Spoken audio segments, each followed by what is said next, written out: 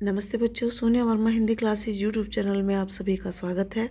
और आज मैं प्रश्नावली 65 में आपको प्रगतिवाद की मुख्य रचनाओं से परिचित कराऊंगी। सामान्यतः राजनीति के क्षेत्र में जो साम्यवाद या मार्क्सवाद है, वही विचारधारा साहित्य के क्षेत्र में प्रगतिवाद के नाम से प्रसिद्ध रही है। इस प्रश्नावली में ऐसे 5 कवि जो साम्यवाद या मार्क्सवाद विचारधारा से अत्यंत प्रभावित थे और यह उनके काव्य में भी दृष्टिगोचर होता है, उनमें नागार्जुन, केदारनाथ अग्रवाल, शिवमंगल सिंह सुमन, त्रिलोचन और रांगे राघव जी प्रमुख रूप से प्रसिद्ध रहे हैं। तो आज इन 5 कवियों की या साहित्यकारों की रचनाओं से और महत्वपूर्ण रचनाओं से मैं आपको अवगत कराने जा रही हूँ। कभी कभी प्रश्नों के रूप में प्रगतिवाद का अर्थ या वह किस विचारधारा से प्रभावित रहा, ये प्रश्न भी पूछ लिए जाते हैं, या प्रगतिवाद के महत्वपूर्ण कवियों के विषय में भी पूछा जाता है। तो आप निर्द्वंद रूप से प्रगतिवाद को समझ गए होंगे कि प्रगतिवाद साम्यवाद या मार्क्सवाद की विचारधारा से प्रभावित है और इसके महत्वपूर्ण कवियों में नागार्जुन, केदारनाथ अग्रवाल, शिवमंगल सिंह सुमन, त्रिलोचन और रांगे राघव जी प्रमुख हैं। तो चलिए अब इनकी रचनाओं से परिचित हो जाते हैं।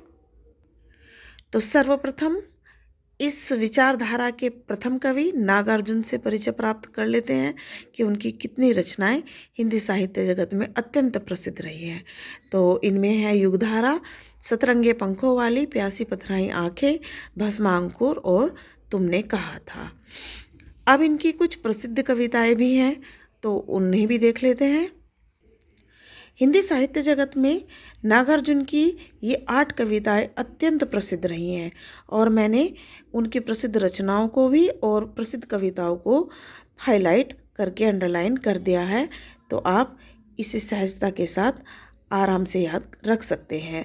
और इन प्रसिद्ध कविताओं में है पहली प्रेत का बयान, दूसरी काली माई, अकाल और उसके बाद, वे और तुम, पाषाणी, सिंदूर तिलकित बहाल, रविंद्र के प्रति, आओ रानी हम ढोए पाल की।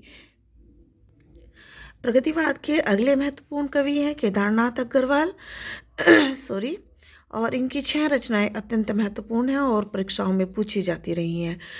यहाँ पर मेरा ये प्रयास है कि कम से कम समय में अधिक से अधिक जानकारी से आपको मतलब एक तरीके से रूबरू करा दूँ। ज़्यादा परिचित आप प्रश्नों से, रचनाओं से हो जाएंगे तो जितना संग्रह आपके पास होगा उतना ही आपके लिए, आपके पेपर के लिए महत्वपूर्ण हो जाएगा। तो यहाँ पर उनकी 6 रचनाएं अत्यंत महत्वपूर्ण हैं और इनमें से भी 4 रचनाएं उनकी अक्सर परीक्षाओं में पूछी जाती हैं। तो जिन रचनाओं को मैं हाईलाइट करूँ उन्हें तो आप निश्चित रूप से याद रखें। तो उनकी पहली जो पुस्तक है वह है युग की गंगा, नींद के बादल, फूल नहीं रंग बोलते हैं, आग का आईना, समय समय पर और अपूर्वा। अब अगले कवि हैं शिवमंगल सिंह सुमन और मार्क्सवाद के बहुत बड़े हितैषी। तो इनकी 9 रचनाएं यहाँ पर हैं, जिनमें से 5 रचनाएं अत्यंत महत्वपूर्ण। इनमें है हिल्लोल, जीवन के गान, प्रलय और सृजन, विश्वास बढ़ता ही गया, पर आँख नहीं भरी, विंध्य हिमालय, एशिया जाग उठा है, मिट्टी की बारात और वाणी की व्यथा। हिंदी साहित्य के अगले महत्वपूर्ण कवि और उनकी रचनाएं त्रिलोचन की ये रचनाएं बहुत महत्वपूर्ण। इसमें है धरती, गुलाब और बुलबुल, दिगंत, ताप के ताए हुए दिन, शब्द, उस जनपद का कवि हूँ, अर्धान एवं तुम्हें सौंपता हूँ। और इनकी 4 रचनाएं और इनमें है मेरा घर, चैती, जीने की कला, अनकहनी भी कुछ कहनी है। तो इनमें से चैती और जीने की कला महत्वपूर्ण रचनाओं में शामिल हैं।